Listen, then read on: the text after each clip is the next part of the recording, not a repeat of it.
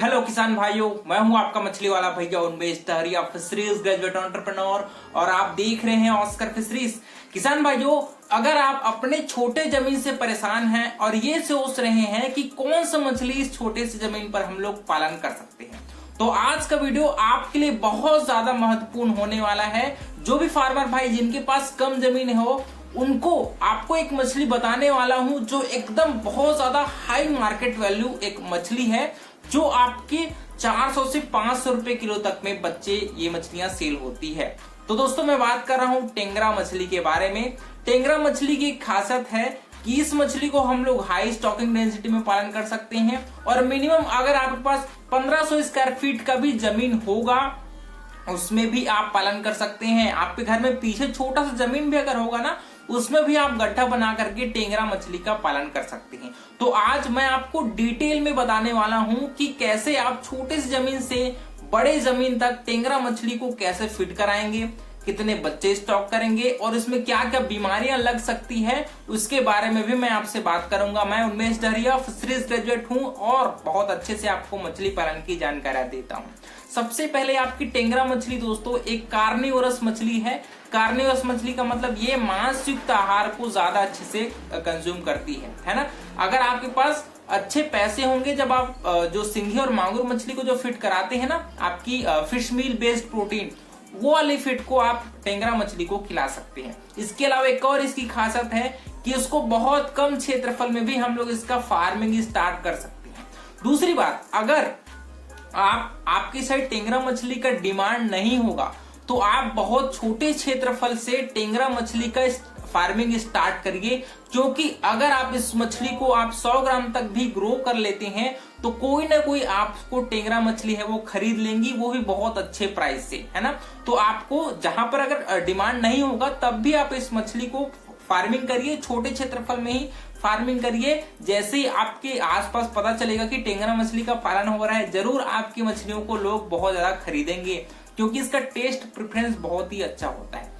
बात करें अगर कितने बड़े तालाब की जरूरत पड़ेगी, तो आपको मिनिमम 1500 स्क्वायर फीट, मैक्सिमम आपकी बात करें तो 1 एकड़ तक के तालाब में आप आसानी से टेंगरा मछली का पालन कर सकते हैं। दूसरी बात, टेंगरा मछली आपकी जू प्लैंक्टन को बहुत अच्छे से खाती है। तो अगर आपके मन में ये होगा कि हम लोग आईएमसी मछली के साथ टेंगरा मछली डालना चाहते हैं, तो आप बिल्कुल डाल सकते हैं।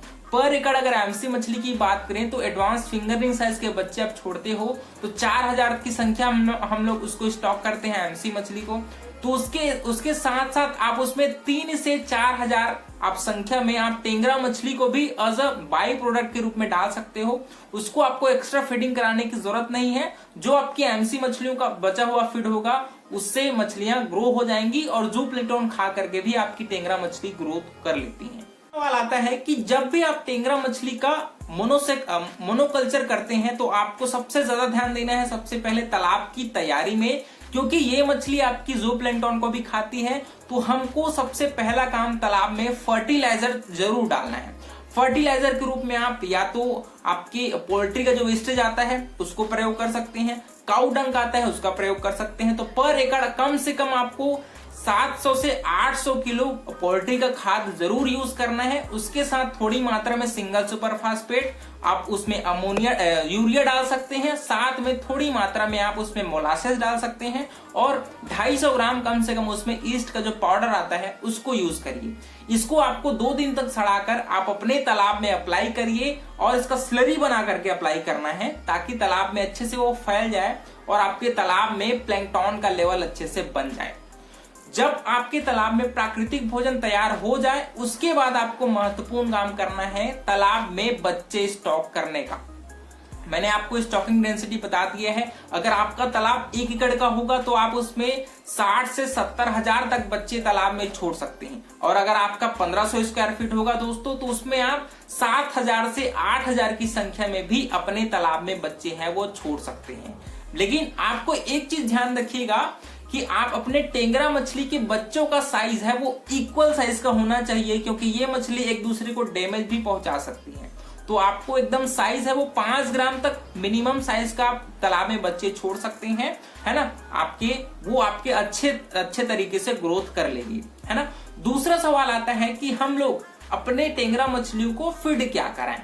फीड कराने का दो चॉइस आपके पास है, या तो आप जो मांगुर सिंघी के लिए जो अपन कंपनी वाले फीड खिलाते हैं, जो आपकी एनिमल बेस्ड प्रोटीन होता है जिसमें फिश मील की मात्रा रहती है, वैसी वाली फीड को आप टेंगरा मछली को आसानी से खिला सकते हैं। अच्छी कंपनी की मिनिमम 32% प्रोटीन वाले फीड से आप टेंगरा मछली को खाने का शुरुआत करिए और धीरे से आप उसको 30% तक मिनिमम प्रोटीन वाले फीड है उसको खिला सकते हैं। इसका फीड चार्ट मैं आगे शेयर करने वाला हूं। दूसरी बात, अगर आप अपने फार्म पर ही टेंगरा मछली का फीड तैयार करना चाहते हैं तो आपको मैं 4 अच्छे प्रोटीन युक्त फीड के बारे में बताता हूं। सबसे पहले आपका मस्टर्ड ऑयल केक, सरसों की खली, उसके साथ आप बादाम की खली यूज कर सकते हैं।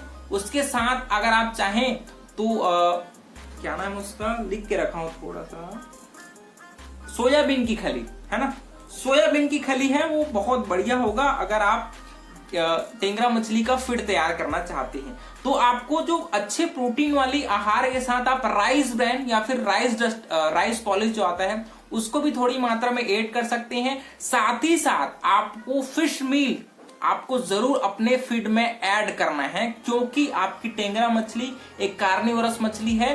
तो वो फीड अच्छे से कब खाएगी, जब आप उसमें थोड़ी मात्रा में मिनिमम कम से कम 5% उसमें फिश मील की मात्रा ऐड करिए, ताकि अच्छे खुशबू को अट्रैक्ट करके आपकी टेंगरा मछली है वो अच्छे से फीड कर पाए।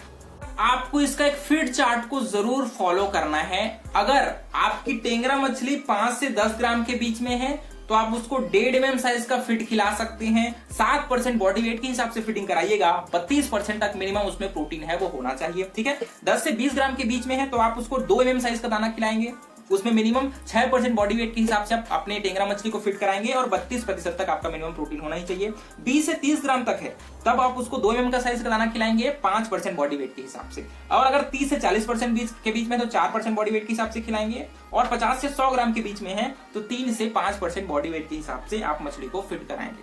दूसरी महत्वपूर्ण बात आती है कि अगर आप फार्म मेड फीड खिलाते हैं तो आपको अपने मछलियों का फीड का जो मैंने बॉडी वेट बताई है उससे थोड़ा सा 1% ज्यादा आपको मछली को फीड खिलाना पड़ता है, क्योंकि फार्म मेड फीड में थोड़ा वेस्टेज ज्यादा होता है फीड का। तो आपको 1% ज्यादा अपने फीड को बढ़ा करके टेंगरा मछली को फीड कराना है ना। फीडिंग को आपको 2 पार्ट में डिवाइड करके उसको आपको 10 से 11 के बीच में एक पार्ट को फीडिंग कराइए और दूसरा पार्ट को 3 से 4 के बीच में फीडिंग कराना है। दूसरी बात, इस मछली में 2 बीमारी है वो आपको जरूर दिखाई देगा। सबसे पहले इसका जो टेल होता है, पूंछ होता है, वो कट फट जाता है। इसको टेल रॉड बीमारी बोलते हैं। तो इसको आपको जरूर केयर करना है, मछलियों का सैंपलिंग करना है ताकि आप उसके बॉडी को ऑब्जर्व कर पाए कि कोई डैमेज तो नहीं पहुंचाई है एक दूसरे को मछली, है ना। तो उसके बाद आप उसमें लाल दवा जो आता है ना उसको आपको अपने तालाब में अप्लाई करना है। लाल दवा बहुत ज्यादा इफेक्टिव होता है आपके बैक्टीरियल इन्फेक्शन को रोकने के लिए।